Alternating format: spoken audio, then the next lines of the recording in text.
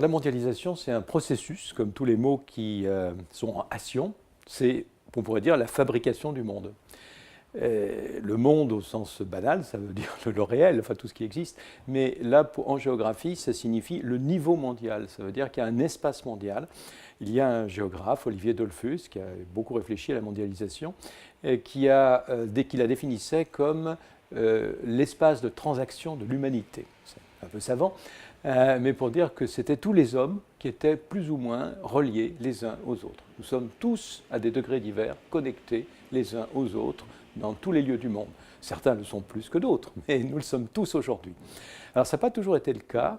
Il faut remonter, disons, à ce qu'on appelle les grandes découvertes. Mais vous voyez, je fais des petits gestes avec des guillemets, parce que c'est un terme européen pour désigner l'impérialisme, pour désigner la prise sur le monde du pouvoir des Européens au XVIe siècle. C'est le début de ce qu'on pourrait appeler la mondialisation.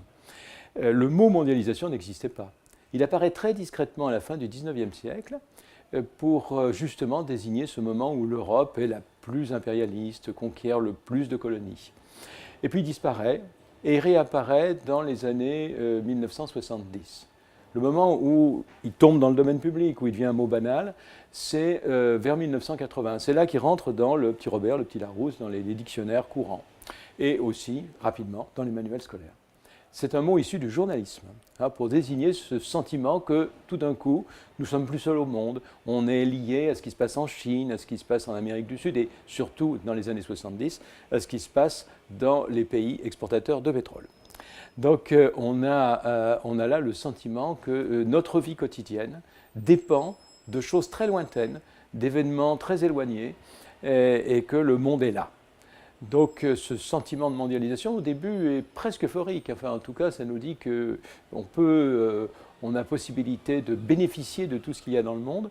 Et puis petit à petit, ce mot est devenu au contraire un terme explicatif, croit-on, de tous les malheurs qui nous arrivent. C'est la faute de la mondialisation.